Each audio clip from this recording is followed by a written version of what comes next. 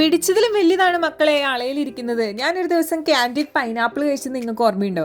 അതായത് പഞ്ചസാരയിൽ ഇങ്ങനെ മുക്കിയെടുത്തൊരു ടേസ്റ്റ് ഉള്ള ഒരു സംഭവം. അന്നത് വാങ്ങാൻ പോയപ്പോൾ തന്നെയാണ് ഇത് വാങ്ങിച്ചത്. ഇത് പക്ഷെ പൈനാപ്പിൾ അല്ല കേട്ടോ, പീച്ചസ് ആണിത്.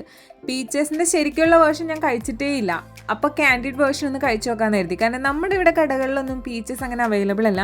പിന്നെ മോളിലൊക്കെ പോകണം, ലുലു മോളിലൊക്കെ പോകണം. അപ്പം ഞാൻ കിട്ടിയപ്പം ഇതങ്ങ് വാങ്ങിച്ചു. ചില സാധനങ്ങൾ കടയിൽ ആ ചില്ലുഭരണിയിൽ ഇരിക്കുന്നത് തന്നെയാണ് അതിൻ്റെ ഒരു ഭംഗി. കാരണം വാങ്ങിച്ചുകൊണ്ട് വന്നാൽ കഴിക്കാൻ തീരെ കൊള്ളില്ലായിരിക്കും. അപ്പം അങ്ങനെ ഒരു സംഭവമാണ് ഇത്. ആദ്യം ഇതിൻ്റെ ടേസ്റ്റ് എനിക്ക് പിടികിട്ടുന്നേ ഉണ്ടായിരുന്നില്ല, ടേസ്റ്റ് കിട്ടുന്നില്ല. പിന്നെയാണ് എനിക്ക് മനസ്സിലായത് എന്തൊക്കെയോ ഒരു ടേസ്റ്റ്, ഒരു ചീഞ്ഞ ഒരു എന്തോ സാധനം കഴിക്കുന്ന പോലെ ഒരു ഫീൽ. ഇതോടുകൂടി പീച്ചസ് കഴിക്കാനുള്ള ആഗ്രഹം ഞാൻ ദേ പൂട്ടി കെട്ടിയിട്ടുണ്ട്.